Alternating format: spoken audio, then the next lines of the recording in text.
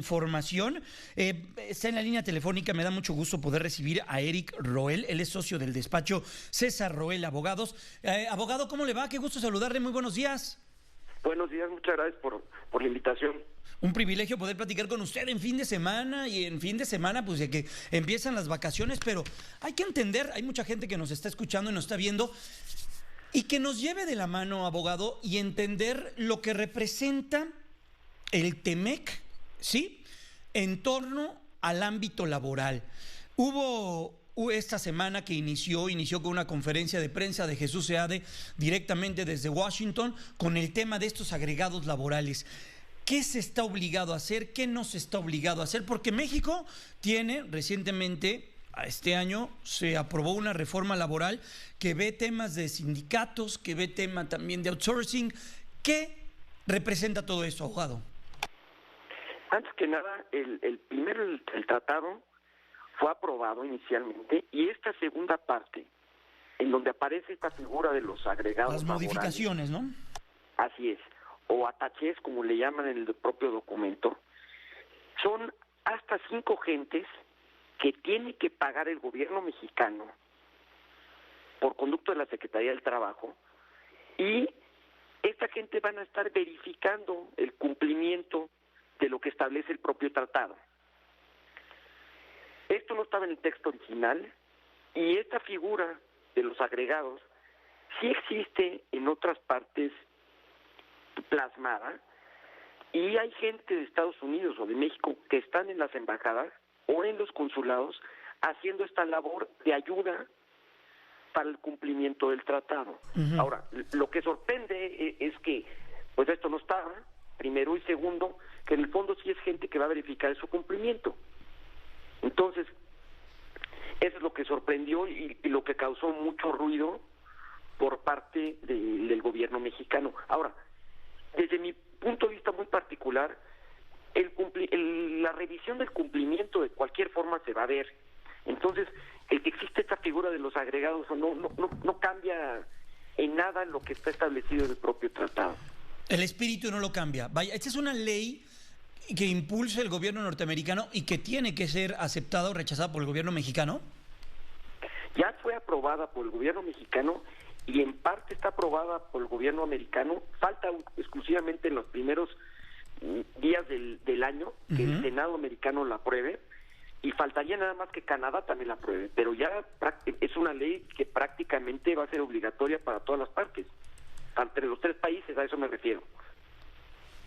Para entender también la importancia que tiene un tratado con estas características y una modificación de que se tenía o que se venía viviendo con el TLC, ¿dónde se pondría el mayor énfasis en los cambios de lo que hoy está operando como TLC NAFTA y lo que viene una vez que lo apruebe el Senado de la República y que entre en vigor el TEMEC o UNSCA, como se conoce en Estados Unidos? Así es. El cambio medular que tiene este tratado en relación al tema laboral es que reúne los requisitos que modificó la propia Ley Federal del Trabajo, en donde se establece que hay una libertad sindical, que hay una relación colectiva de los propios sindicatos, de una apertura absoluta que no existía en la ley anterior, y una revisión al cumplimiento de tratados internacionales de derechos humanos y de todo lo que implica la libertad, tanto sindical como de los propios trabajadores, que no existía. Se modificaron las condiciones de los contratos colectivos, se modificaron los requisitos de estos contratos colectivos en la propia ley, y esto es un reflejo de lo que está en el tratado. Entonces, nos vamos a volver un país mucho más estructurado, yo diría, en cuestiones colectivas y con los propios sindicatos, cosa que me parece muy sano. Vamos a ser más equitativos en base a la propia legislación que tiene Estados Unidos y Canadá, y va a haber mucho más transparencia con los propios sindicatos y los trabajadores. Entonces, yo creo que es un buen tratado, claro, desde el punto de vista laboral. ¿Y qué está haciendo México en torno en el ambiente laboral, abogado? Estamos platicando con Eric Roel, socio del despacho César Roel Abogados. ¿Qué estamos haciendo nosotros para cuidar empleos, para generar empleos y para generar mayores condiciones para nuestros trabajadores. Esta misma semana vimos que se eleva el salario mínimo en un porcentaje importante para el primer minuto del 2020. Sí, el salario mínimo, la Comisión Nacional de Salarios Mínimos este año incrementa un salario como hace 40 años no se había incrementado. Este incremento es del 20% en forma conceptual, pero aquí hay que entender una serie de cosas que es importante tratar. Primero, el salario anterior, el salario mínimo, era de 102 pesos. Y a estos 102 pesos punto 68 se le da un incremento con una figura que se llama monto independiente de recuperación, que se llama MIR, sobre el importe de 14.67 pesos. Pero esto no es considerado como incremento, sino es considerado exclusivamente como una ayuda para el incremento del salario mínimo. Entonces, si sumamos nosotros los 102.68 pesos más los 14.67 del MIR, nos da un importe de 117.35 pesos diarios. Y a esta cantidad es a la que se le incrementó el 5%. Y si sumamos las tres figuras, nos resulta un salario mínimo de 123.22 pesos, que haciendo todo el cálculo global representa el 20% del incremento. Ahora, ¿por qué lo hicieron así? Esta figura del MIR se viene haciendo desde el 2016. ¿Y por qué? Porque el problema que tenemos, y es el problema grave de todo esto, es cuando este incremento viene con las revisiones contractuales que normalmente vienen el año que entra, de enero a marzo, en los cuales los propios sindicatos solicitan el incremento salarial, y la base para este incremento normalmente es el incremento que sufre el salario mínimo, sí, y la inflación.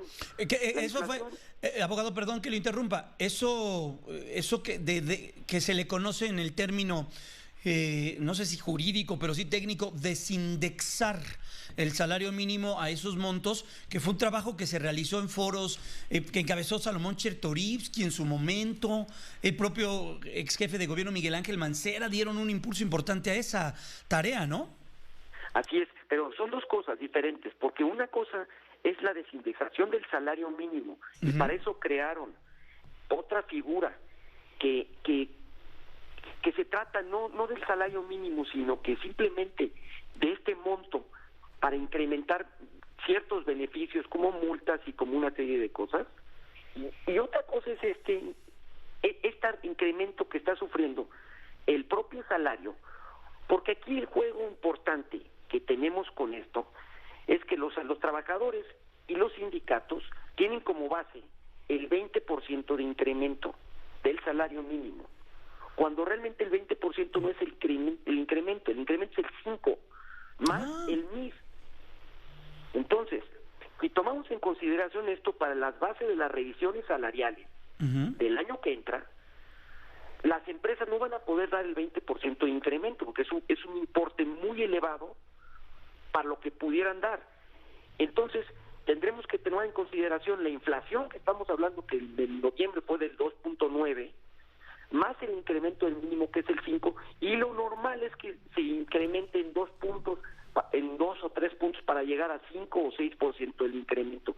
El problema que tenemos ahora es que la base es el 20%. Entonces, vamos a tener mucho conflicto en las revisiones contractuales el año que entra.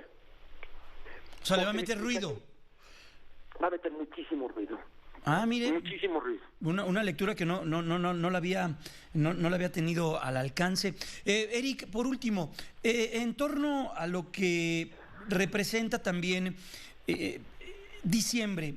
Ayer veía una declaración y escuchaba una declaración en la mañanera del director del Instituto Mexicano del Seguro Social, Zoé Robledo. Usted, como experto en temas laborales, diciembre en el calendario laboral es un mes difícil para la creación de empleos, porque a mí me llamó mucho la atención esa declaración. En diciembre se pierden en promedio 270,000 empleos.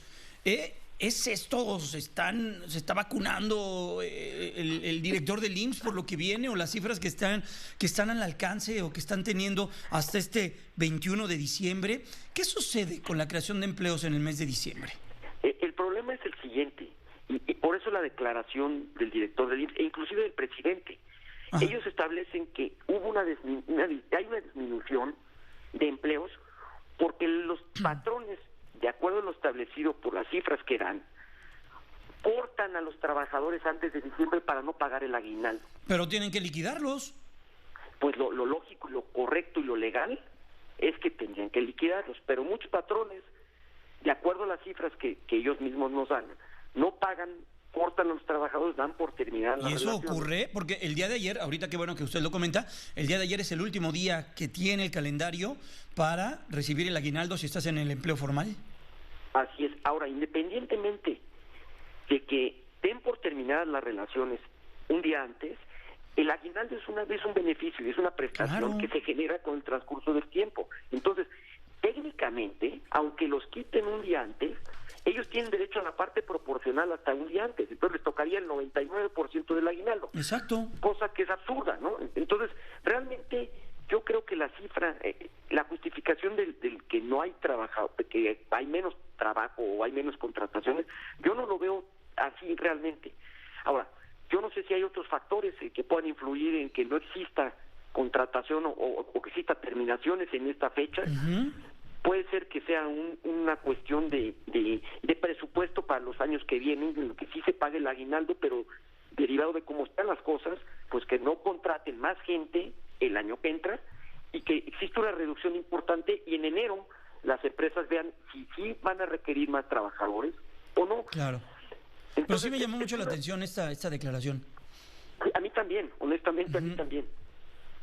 Pues bueno, pues Eric Roel, socio del despacho César Roel Abogados. Oigan, a ver si luego podemos hablar el próximo año, las primeras semanas del próximo año, a ver qué horizonte está observando desde su especialidad en el ámbito laboral, todo el tema de las pensiones, el tema del salario mínimo, las negociaciones. ¿Nos ayuda a entender todo esto, abogado? Encantado, yo estoy a sus órdenes y me dará mucho gusto poder participar en su programa. El tema del outsourcing que viene también, viene una discusión fuerte sobre este tema. Hay propuestas que están en el Senado de la República. ¿Le parece si establecemos contacto? Con mucho gusto y mis mejores deseos para este año y una feliz Navidad. Igualmente, abogado, que esté muy bien. Eric Roel, socio del despacho César Roel Abogados, para hablar de temas laborales. Gracias, abogado, que esté muy bien. Hasta pronto, felicidades igualmente para todos en casa, muchas felicidades. 9:21, pausa, ya volvemos. Fórmula Noticias, fin de semana, con Jaime Núñez.